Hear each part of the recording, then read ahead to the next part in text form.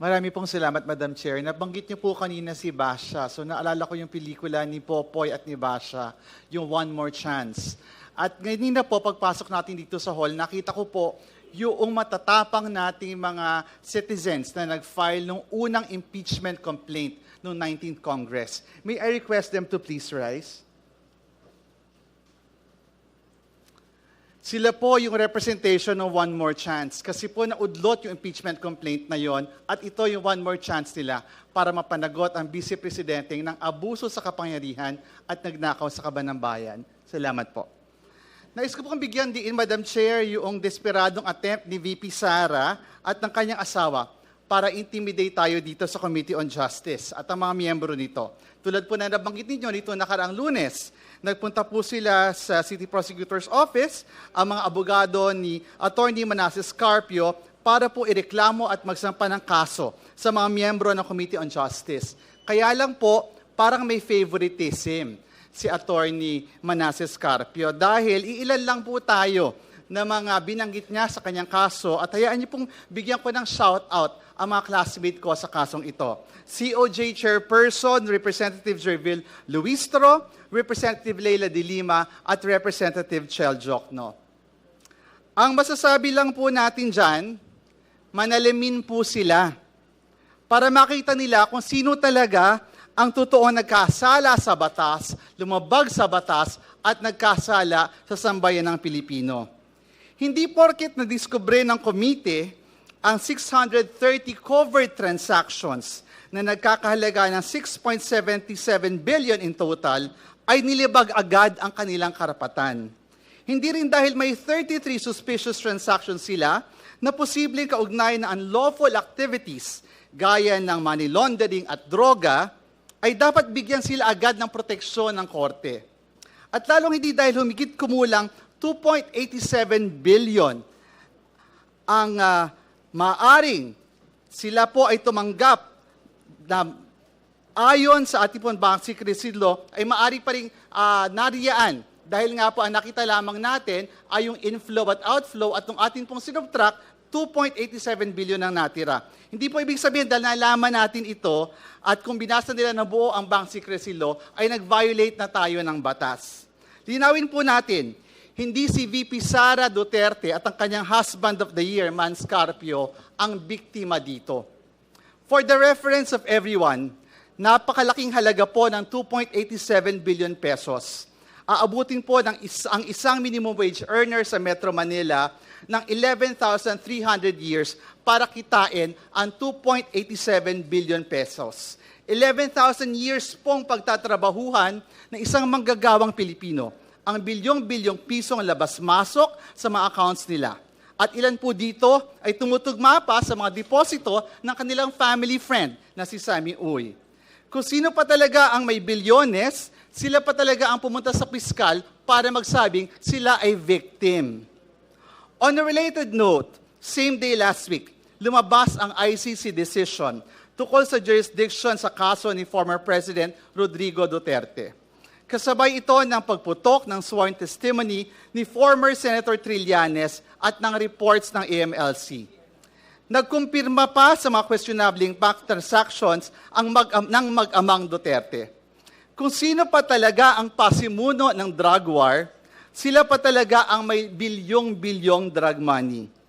It was no coincidence that these developments fell on the same day. It signaled that accountability is catching up. Simula na ito ng paniningil sa mga Duterte at hindi ang complaint ni Atty. Mans Carpio at kahit ano pang legal harassment ang makakapigil sa pagtiyak natin sa pananagutan. The committee will never bow down to millionaires, drug syndicates, or thieves. Our allegiance only lies with the Constitution and the Filipino people.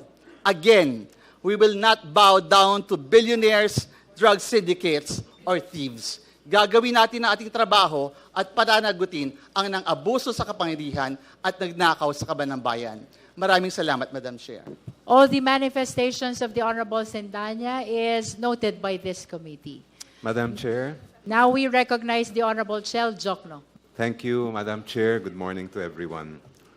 Nung isang araw po ay kumalat ang balita na may nagsampa ng kaso laban sa akin, laban kay Congresswoman Laila De Lima, kay Congressperson Percy Sandanya, at mismo kay Chair Jinky Luistro.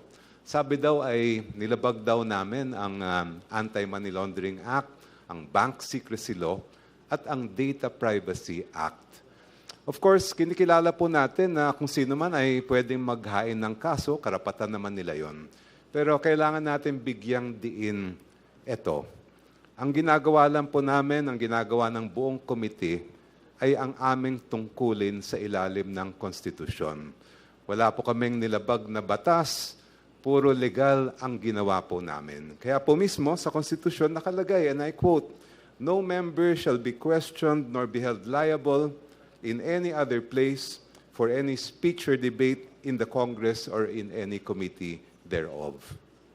Yung pong pag-issue natin ng subpoena sa Anti-Money Laundering Council ay mismong nakabase sa rules of impeachment ng House of Representatives. And I quote, "The committee shall have the power to issue subpoena and subpoena duces tecum to compel the attendance of witnesses and the production of documents and other evidence."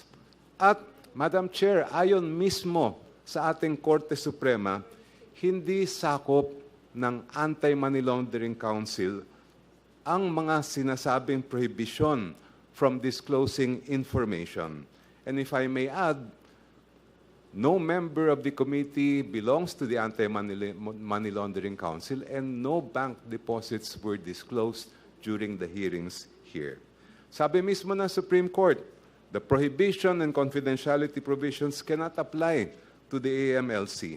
Otherwise, it would contravene its direct mandate under Section 7 of the Anti-Money Laundering Act. Kaya po, Madam Chair, I think it's pretty clear na itong pagsasampa ng reklamo laban sa atin ay isang diversionary tactic. Gusto nilang malimutan ng taong bayan kung bakit tayo naririto. Sana po wag tayong madala. At ako po, I can speak for everyone else who has been charged. Hindi kami natatakot at hindi kami ma-intimidate. Itutuloy po namin ang aming tungkulin bilang mga members ng Committee on Justice at representatives ng mga sambayanang Pilipino. Thank you, Madam Chair. Madam Chair. All the manifestations of the Honorable Jokno is noted by this committee. Now we recognize the Honorable Congresswoman Laila De Lima. Thank you, Madam Chair. This is just very brief. Good morning to my colleagues in the Committee on Justice. Sinasang-ayunan ko po at sinusuportahan ang mga statements nila Representative Percy Sandanya at Representative Chel Jokno. Malinaw po ang agenda dito sa pagsampa na naman ng kaso na yan sa Quezon City Prosecutor's Office. Pagkatapos na nagsampa sila ng 3 o 4 na petisyon before the Supreme Court, and then meron din kaso before the Regional Trial Court. So ito na naman, criminal case. Ito po ay panglilihis sa issue.